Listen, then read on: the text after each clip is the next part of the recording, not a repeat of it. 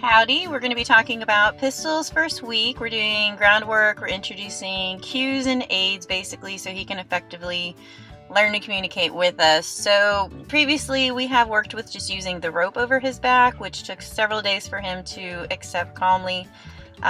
He likes to block on his right side. You can see his head is tilted a little bit to our left, which is his right. So tonight we're introducing the stick. It's kind of like a whip, but it's a little bit heavier. So it's a little bit closer to what the rope is like. So we've been working on moving him using the rope. So now I'm going to just use the stick instead. So I raise my hand, I cluck, and then I'm going to follow up. The first couple of nights he was very reactive and very fast, and now that he's figuring out the game, he's learned that maybe he doesn't need to move off as quickly. So we're basically trying to teach him that there is an area between go and no.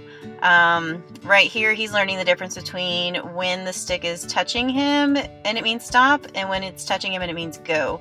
There he blocked me on the right, and then when I release him he goes into a pretty decent trot. Whenever I back up is when I'm inviting him to come into me, and there I did not invite him, he just said he wanted to stop. So I've got my arm up asking him to continue, and as soon as he goes I release. He's not allowed to pull on the line, which is something else we worked on prior to this night without the stick. The idea is the only thing we're changing tonight is really the addition of the stick to see how he handles it. We have been working on while he's moving. When I throw the rope over his back, it means he should stop. So what I'm trying to show him here is the stick is the same thing. Sometimes the stick means go, sometimes the stick means stay. You can see a little bit of twitching through his back. His back muscles tend to get really defensive. He tends to try to convince you that he's really okay with it. Here he blinks his eyes a little bit, his ears are twitching. He's accepting the pressure. I would like for his legs to be a little more relaxed. So I'm trying here if I can get his head lowered, maybe some licking or chewing, something like that. So I'm waiting to get a different response, and he's just trying to check out. The main reason you don't want to stop here is they don't really learn how to deal with it. So this is another segment that we took. Here I'm playing with the idea of move off, but we don't have to just, bolt off. And so I'm rewarding him for any little try. I'm not asking for anything walk, trot, or canter. I'm just saying go. Here I'm asking him to move. I'm testing that right side to see if he's going to block me, and he does that pretty well. And here I'm going to be a little bit quicker and try and send him off quicker, and he gets a little jittery. Then he comes back around. Okay, here he's just not being responsive to the rope. He's just leaning on me and trying to be lazy. And there my hands are cold, so I accidentally dropped the stick. And here he's trying to decide go or not go. And so we're waiting, and he's got it. So this part, I am just hitting the whip on the ground. I'm trying to keep it perpendicular to him so it's not coming at him. He's not having to interact with it. He can just learn to watch and make decisions on it. This is helping him deal with unfamiliar objects, motion, sound, all of these things he's a little bit nervous about, and so I'm going to show him that it's okay. And so we obviously need to improve on this. He does a similar thing with the rope. What I would like to do is get to where I can hit the whip on the ground all around him, and he just relaxes into it because he knows it's going to be fine. Here he really feels like he needs to do something about it, so I'm just going to work until I get him to relax. He relaxes a little bit faster, and so I rub him with the stick.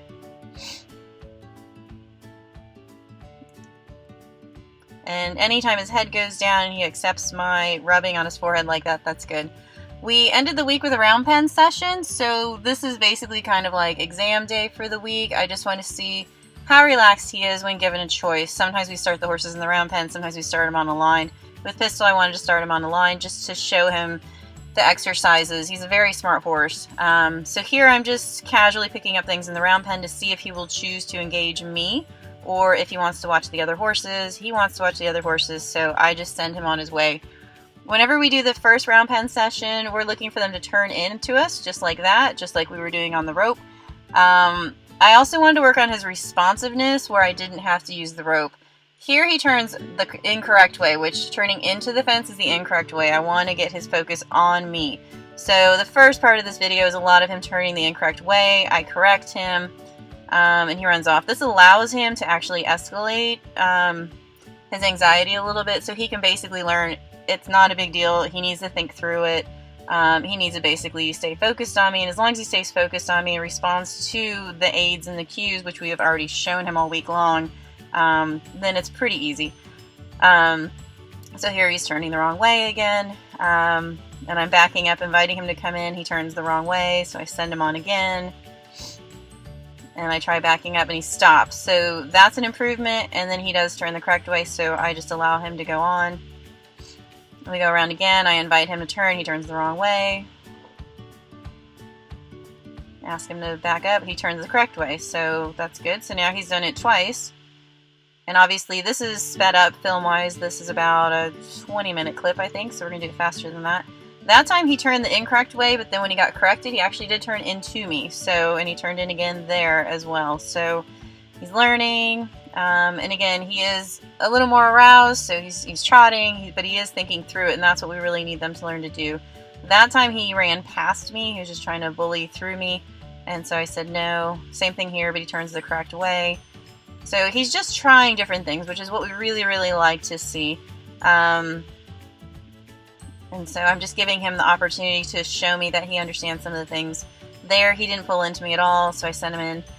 There's a gate to the right of this video, and there's a gate to the left of this video, and he really wants to go to the right gate. That was a nice turn right there, because that's the way back to the other horses. And so he does have a pretty strong affinity for the other horses and anything related to the other horses, and so what we need him to do is get onto us.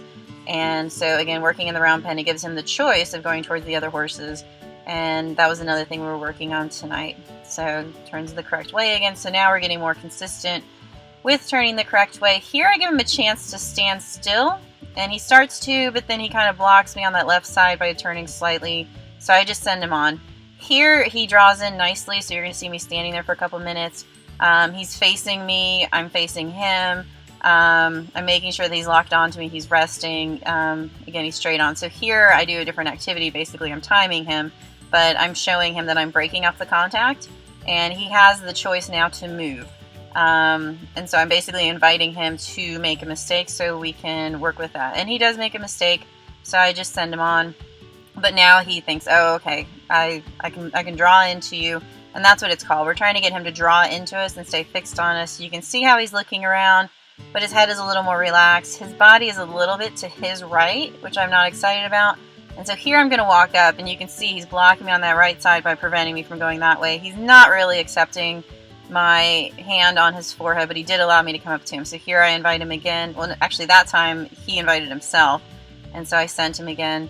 And so I'm going to back him up, and he draws into me, but he doesn't square up, so I send him again. And this is where we start having problems with that gate over there.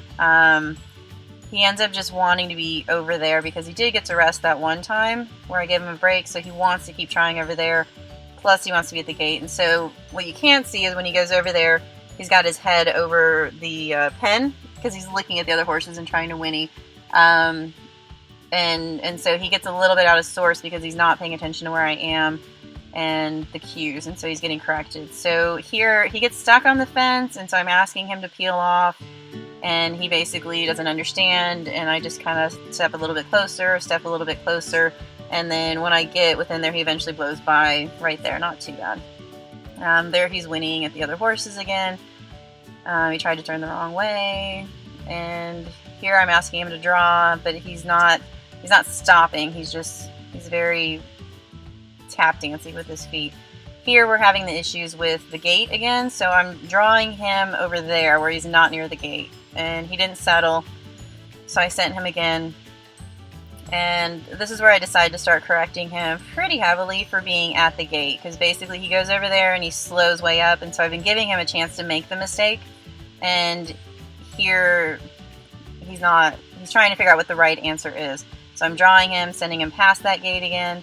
That time he only needed a small correction for trying to stop, but you can tell by his action he's a lot faster. He doesn't understand why that's not okay. That's very much where he wants to be. So I increase the level of correction, so hopefully he can definitely learn not that gate. That gate is not the right answer anywhere, but that gate is the correct answer. And so he starts trying things here. He does slow up, but then eventually he does get to where he can go past the gate no problem. So we're just working through that right now. And the point's not to tire the horse out, it's basically to show him the gate isn't a place to stay. This is the same problem you have with horses that want to run to the gate.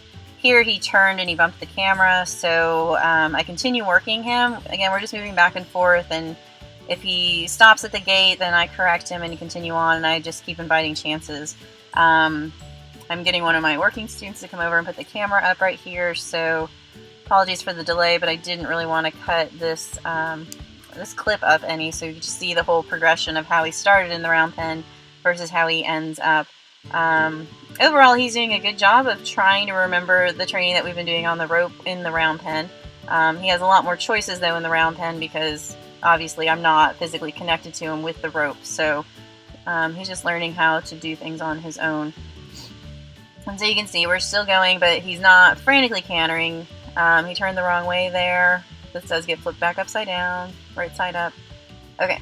So, still working, but we're a lot better about the gate, and here I'm turning him away from the gate to help show him, you know, the gate's not the correct answer. And so he's starting to draw in better. You can see he's squared off more with the shoulder, but he wants to come all the way into me, which is not what I'm looking for. But you can see that he's cutting back and forth through the middle of the round pen, which is what we want to look. He's more on me. When I start backing up, he draws into me, so I'm at least able to fluidly move him with reliability at this point. And there he chose the correct direction over the incorrect direction. And so the idea here is he will do figure eights as I draw him in and push him away. But he is starting to get tired because he is out of shape, so he's starting to make some choices there, but he does cut through the middle of the arena like I asked. But I'm trying to find a place to stop him. And again, I've never dictated the speed. I've just said go. He could be walking this, he could be trotting, but of course because he's a little anxious and trying to figure out things, he's going to go faster. That was a nice stop. He's starting to catch himself. I try and make the draw easier for him by going out to the track right here, because basically this makes him have to square up to me a lot easier. So, you know, even though he's tired, I'm still going to help him out a little bit, but I want to get that correct where he squared off. You can see he's dropping his head to the ground. He is looking around, but he is checking in with me. He loosened his tail up there a little bit, so he's definitely a lot better with what's going on. He's connecting the pieces of what we've been doing with him. I just had to make it a little bit easier for him so he could figure out the correct answer. So here we're giving him a nice long break because we really want to show him this is how you make it stop. We relax, we stand in place. The next step is we just keep doing this until basically he's offering to just stand there and go, what would you like me to do? Once he gets to that point, we can really do stuff. Here he creeps up on me a little bit, and so I walk away to see if he's going to follow me, and he disconnects and turns his hindquarters to me, so I send him off again, and then I draw him again, and he doesn't want to stop, he wants to creep, so I send him again. And again, I'm looking for that stopping point where it's a good point where he's focused on me. And here, he's not reacting as much. He's reacting appropriately. When I ask him to go, he goes. He's not just running off. There, he turned with me. His hindquarters squared up with me as I moved. So I really like that. At this point, I'm going to walk up to him. And you can see he allows me to pet him with a lot less tension than he did earlier in the session. And so I pet him everywhere. I rub him everywhere.